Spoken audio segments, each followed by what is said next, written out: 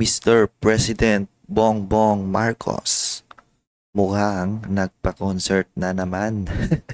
Yan yung topic ko for today's video. So recently nag-conduct sila ng tinatawag na lighting of Christmas tree, 'di ba? So iilawan mo na nga lang yung Christmas tree.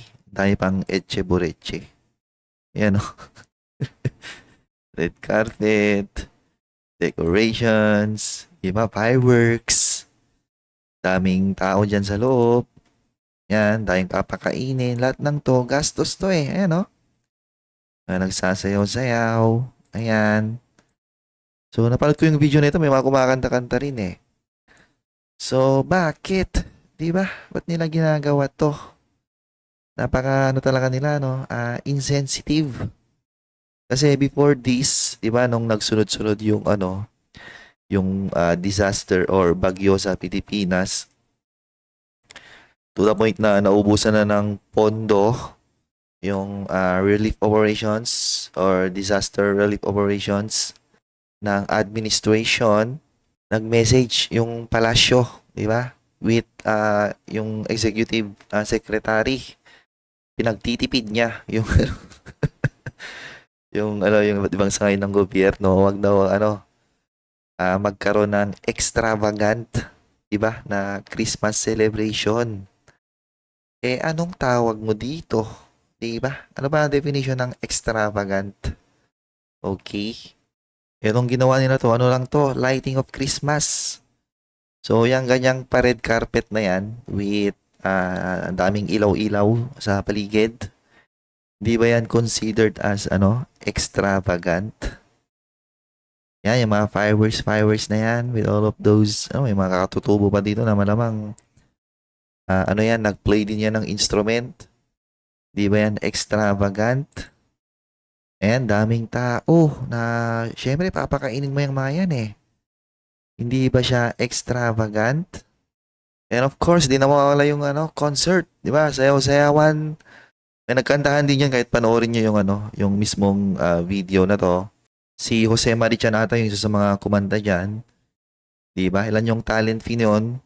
Di ba yun, extravagant? So, talagang, insensitive etong palasyo.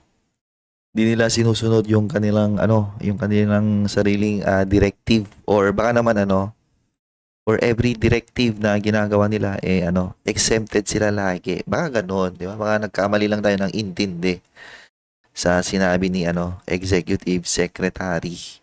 Anyways, react tayo sa iba't ibang comments ng mga netizens. Anong tingin nila dito sa ginagawa ni President Bongbong Marcos, di ba? So sabi nito, presidente ako masusunod. Wala kayong magawa. Mag-presidente rin kayo para masaya. Totoo nga naman, di ba? Siya yung siya yung niluklok niya sa presidente. Di magawa niya lahat ng gusto niya. Doesn't matter kung insensitive or hindi. At the end of the day, siya yung masusunod. Di ba ganoon yung kalakaran ngayon? Ang magandang pamasko, Mr. President, magpa-drug test kayong lahat. Na ba't niyo ba kasi siya pinipilit magpa-drug test? Ayaw nga niya. Di ba? So, bahala kayo mag-speculate kung ano ba talaga siya, user siya or hindi. Ayaw nga niya eh. Pilit kayo ng pilit eh. So, bahala na kayo diyang mga tao na pag hinalaan siya na drug addict. Ganon yun. Advance Merry Christmas, our President. God bless and protect your family. So, loyalist. Pero, makikita nyo, every time na nagko-comment mga loyalist, baba ng reaction at engagement eh. Meanwhile, kapag sarcastic or negative about the President, ang dami laging reaction, no? So, it goes to show you talagang di ganon kaganda yung popularidad ngayon ng ni PBBM ng Bongbong Marcos administration. Kakatanim lang, nakaharvest agad. Party-party na naman. Di ba? Kasi sa loob ng isang taon, ang daming party-party. So, baka yan, feeling ko magre-release ulit yan ng statement na etong party na to, sponsored ulit to ng one of the friends of BBM na pag ganun nga, hindi sponsored, di ba? Kung yung in-sponsor na yon, di ba, i-donate nyo na lang dun sa di pa naabot ng tulong ng mga nagdang mga bagyo. Di mas masaya yung Pasko ng mga yon, di ba? Sarap ng buhay ng mga ito, pa-party-party lang. Ganun talaga, di ba? Bakit? Pera naman nila yan Or ewan ko kung kaninong pera yung ginagamit nila pang party-party. Pera ba nila, pera ng kaibigan, or baka pera ng taong bayan, di ba? Baka na kayo mag-speculate dyan. Basta party ang sipag kahit linggo. Oo nga, no? Walang mintis yan si PBBM. Presidente na puro concert ginagawa. Kasi, ba't sinasabi to ng mga tao? Kasi parang siya lang yung gumagawa nito Di ko nga maalala, ginagawa to ni Pinoy dati Si Duterte, obviously, hindi niya yan ginagawa. Si Gloria, di ko ma-recall na ginagawa yung mga ganito I think si lang talaga si PBBM lang talaga yung gumagawa ng mga ganito mga extravagant concert dito, concert doon, di ba? Never again Marcos, best president, Tatay Digong. Na naman yung mga DDS, diba? Magsisimula naman kayo ng away Ano bang ginagawa niyo sa post na to? Ano naman kinalaman si Tatay Digong dito? Pag-away na naman kayo Living in extravagance with other people's money, taxpayers, the Filipinos. Hindi, ano yan? Gagawa yan ng press con or statement. Sabihin nila, donation yan. Di ba? Kayo naman donation ng kaibigan. Sabihin nila yan. Maganda lang kayo, okay? Ito, pinost niya. Ito yung sinasabi ko kanina.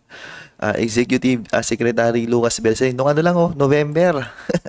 Last month lang. Sinabihan niya na magtipid yung mga ibang sangay ng gobyerno. Meanwhile, party-party muna sa Malacanang. Okay, red carpet. Ganon. Exempted sila. Kayo naman mali kayo pagkakaintindi. Pag nagsabi ng Malacanang ng direction or directive, exempted sila lagi. Kayo naman Puro gastos. He said, bawal ang Christmas party sa government but look what he's doing. Ano bang pakialam nyo gusto nilang magpa-party sa Christmas lighting ng Christmas tree. Kanya-kanyang trip yan. Eto, may defender. Daming atakihin sa galit. Huwag kayo magpasko para masunod yung pinaglalaban nyo. Kakasabi nga nila, bawal yung magarbong Christmas tree Di ba magarbong definition yan? Red carpet, fireworks, tapos may mga pasayaw, pakanta, Tapos ilang ulo yung papakainin nyo dyan. Para na lang sa pagpapailaw na lang ng Christmas tree, dami nyo pa yun na nga Pailawan na lang yung Christmas tree. Dahil pang eche por eche. Pwede namang pailawan nyo na lang ng direkta Bakit? Dahil pang ceremonial event. Di ba? Pero pagdating ng Pasko naman, isa sa mga nangunguna magpunta sa bahay ng mga ninang at ninong ng mga anak nila. Walang relate no? Ang weird. Ang weird talaga mag-isip ng mga mga loyalist. Di ba? Di mo alam saan pinupulot yung utak ng mga to Buti pa sa Malacanang, merong Christmas tree puno ng lights, gifts, and lantern. Sa amin sa Catanduanes, ang coconut trees namin ni isang buko at dahon wala. Parang kandinang namumuti ang dulo. Kalbo parang palito ng posporo. Di ba? Kasi nga, insensitive Daming ang nasalandaan ng bagyo, sunod-sunod. Tapos, ganyan yung makikita nila. Di pampabadshot ulit yan ng Malacanang. Okay? God bless, Mr. President. Magpakasaya ka po. Deserve mo yan. Hayaan mo na lang po sila na mga nakalubog sa baka. So, very sarcastic.